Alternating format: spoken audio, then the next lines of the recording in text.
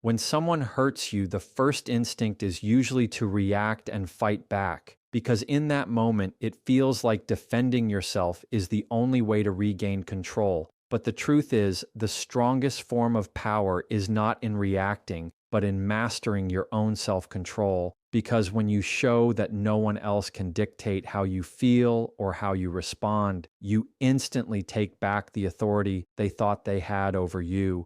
And that shift is what begins to dismantle their influence. Because someone can only truly hurt you if they see they are able to reach inside and control your emotions. And once you shut that access down, they are left powerless and confused about how their actions no longer carry the same weight. Self-control is not weakness, and it is not passivity. It is the highest level of strength because it requires you to rise above what is easy and lean into what is hard. It is easy to lash out and yell. It is easy to respond with anger or bitterness, but it is hard to look someone in the eye who tried to hurt you and remain unshaken. It is hard to hear the insult and not let it define you. It is hard to be calm in the face of provocation. But that is exactly why it is powerful, because very few people are capable of it. And when you are one of those people, you stand apart, you become someone who cannot be toyed with and cannot be dragged into unnecessary conflict. Think of it this way: the person who hurts you expects a reaction. They expect your energy, your attention, your emotional fireworks, because that validates their attempt, and in some cases, that is exactly what they want. But when you hold back, when you remain calm, when you respond with clarity, or sometimes even no response at all, they are left with nothing to feed on. And that is when their actions lose meaning, because the only way their power survives is if you fuel it. And self-control is the act of cutting off that fuel source entirely. This doesn't mean you ignore pain or pretend it didn't affect you. It means you take ownership of how you handle it instead of letting it handle you. Self-control is about pausing before you speak, breathing before you react, and reminding yourself that dignity is far louder than rage. It is about choosing the response that protects your peace rather than destroys it, because once you understand that your peace is worth more than temporary satisfaction, you start to see that keeping control is not just about defeating someone else. It is about protecting your future self from the fallout of impulsive decisions. The smartest way to destroy the hold someone has on you is to prove to yourself and to them that your emotions are not for sale. They cannot be bought with manipulation. They cannot be pulled out with cruelty. They cannot be controlled with games. Once you train yourself to remain centered in the middle of chaos, you create an environment where no one can dictate your energy anymore. And that is when true freedom begins, because hurt can only live where there is a reaction, and self-control takes that reaction away. There is no greater power than knowing you can be wronged and still maintain composure, because that composure is what sets the tone for how others see you. It commands respect even from those who tried to break you, and it teaches people that access to your emotions is a privilege, not a right. And once you fully embody that level of control, you don't just protect yourself, you elevate yourself to a position where those who tried to hurt you find themselves destroyed, not by your retaliation, but by your refusal to give them the satisfaction of controlling your heart and mind. Silence is one of the most underestimated tools you have when dealing with those who try to hurt you, because most people assume that the louder they are, the more power they hold. But the reality is, noise only shows desperation, and when you choose silence, you rob them of the reaction they crave. They expect anger, they expect arguments, they expect to drag you into their chaos, but when you give them nothing, you shift the balance completely. And that silence begins to feel heavier to them than any words you could ever throw back, because it forces them to face their own actions without the distraction of your response. When someone comes at you with hostility, what they are really searching for is validation of their behavior. They want to see that they have gotten under your skin. They want to watch you lose composure, because in their mind, that confirms their influence. But silence refuses to give them that satisfaction. And that is what makes it so powerful, because instead of playing their game, You create a void, a space where their attack has nowhere to land, and that void becomes a mirror reflecting their own emptiness back at them. And the more they try to provoke you, the more obvious it becomes that their words are powerless without your participation. It takes an incredible amount of discipline to choose silence because it is not the natural instinct of the human ego. Our pride wants to respond. Our pride wants to fight back and prove that we will not be disrespected. But silence proves it in a way words never can because it communicates that their opinion is so insignificant. It does not even warrant a reaction. And that message speaks louder than anything you could ever say because it removes the oxygen from their fire, leaving them burning out on their own with no fuel left to keep the flames alive. Silence is not about weakness or avoidance. It is about control and direction. It is about saying, I choose not to waste energy on you. I choose not to give my peace away. I choose not to let your actions define the atmosphere around me. And in that moment, you demonstrate a level of mastery that few people can reach.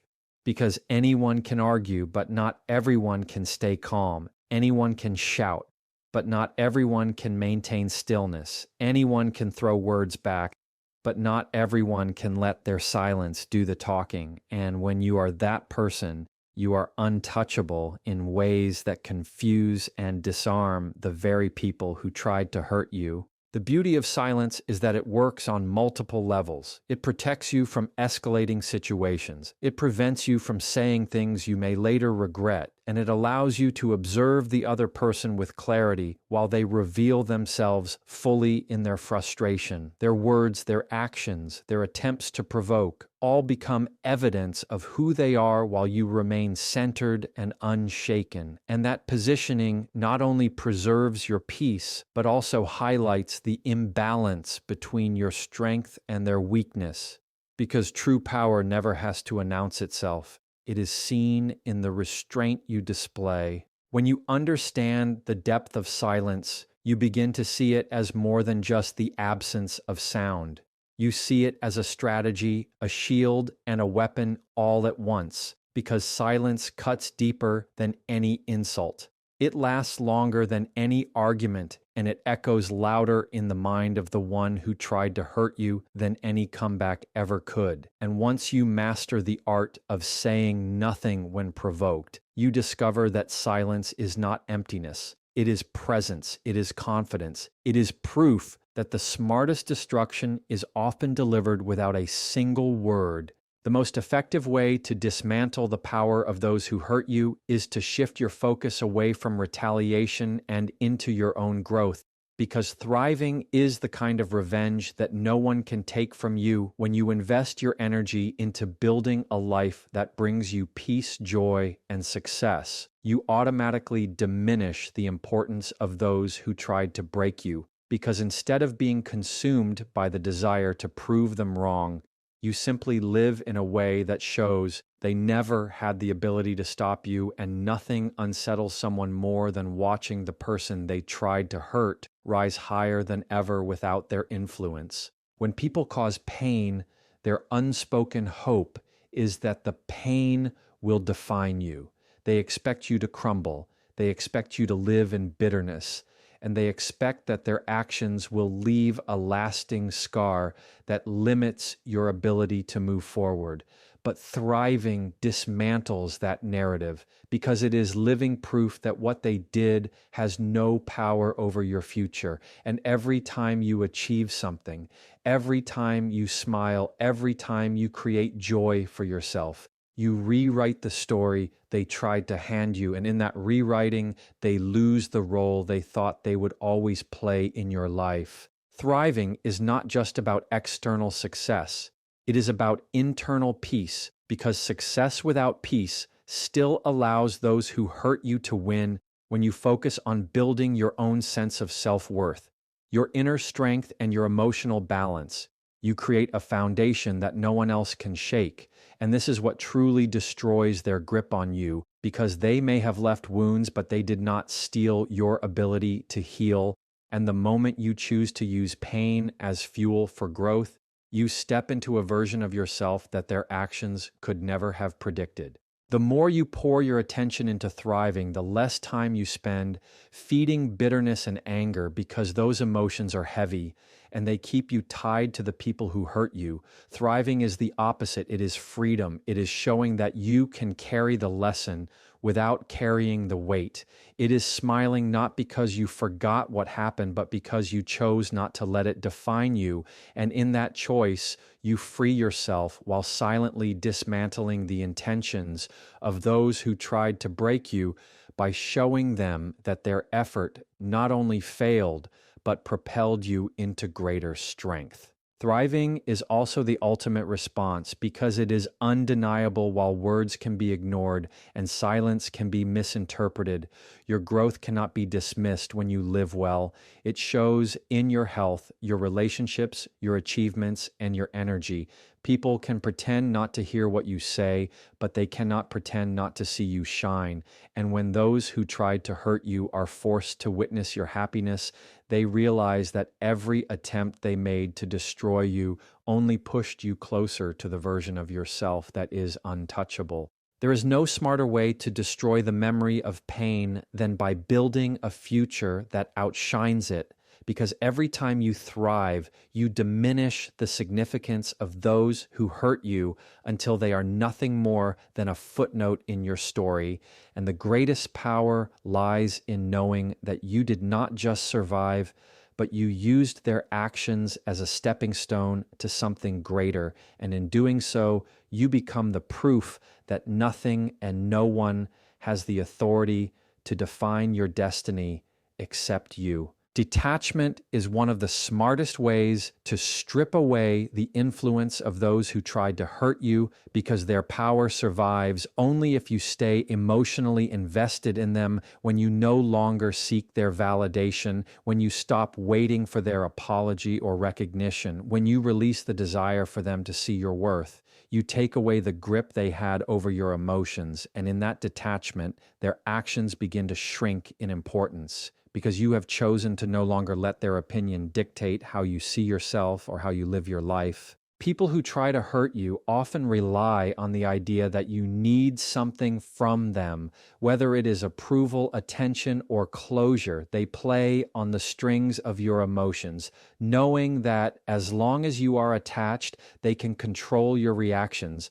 But detachment severs those strings completely.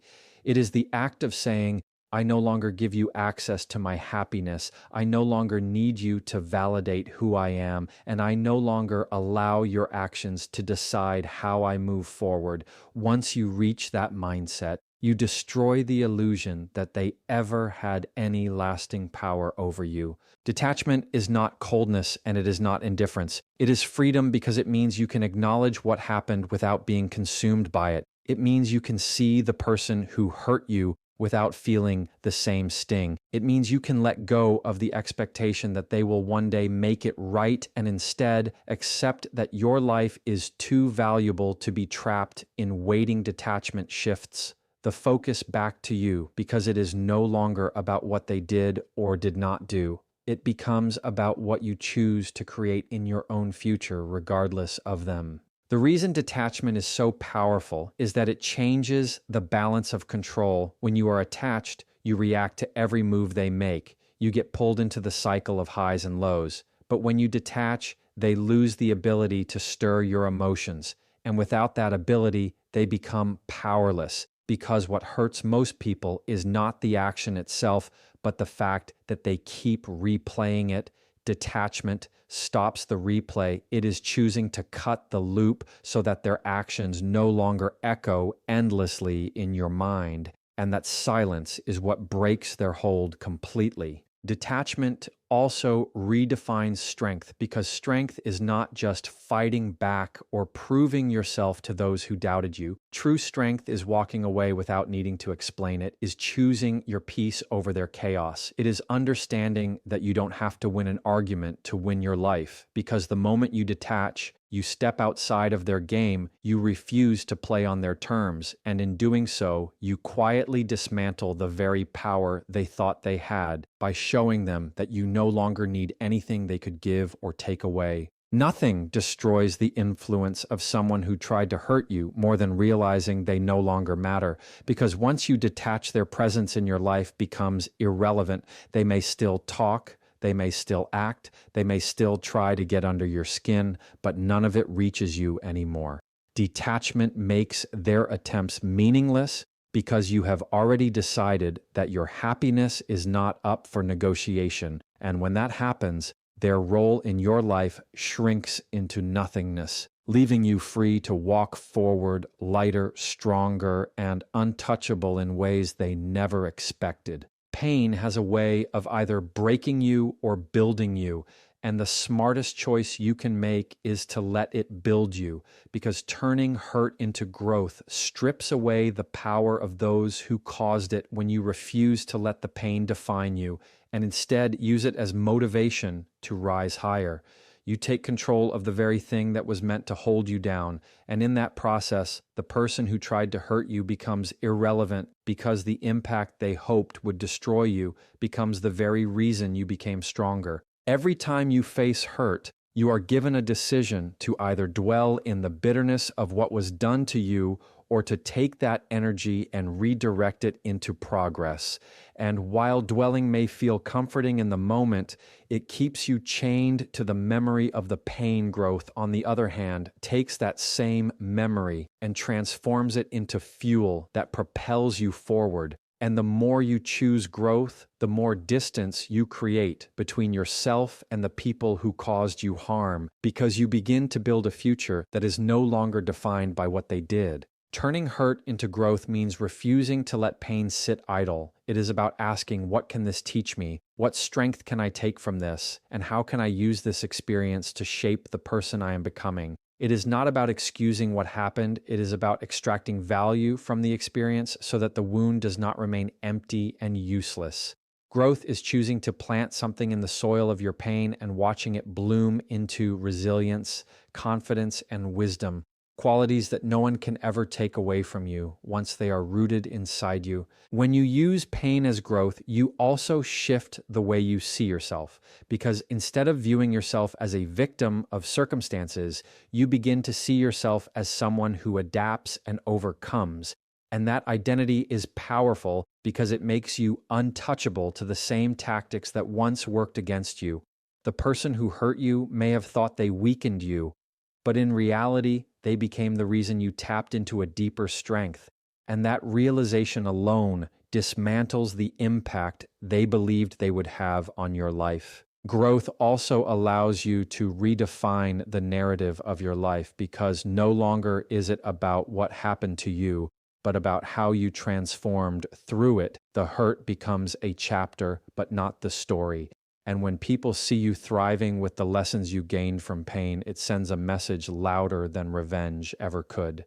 It tells the world that nothing and no one has the final say over your future except you, and that even the darkest experiences can become stepping stones when you decide to rise instead of sink. The smartest way to destroy those who hurt you is not through anger or retaliation, but through transformation, because every new level you reach, every strength you uncover, every lesson you carry forward is living proof that their attempt failed, and while they may have caused temporary pain, you turned it into permanent growth, and that growth becomes the quiet revenge that speaks louder than any words ever could, showing that the very thing they thought would destroy you became the reason you became unstoppable.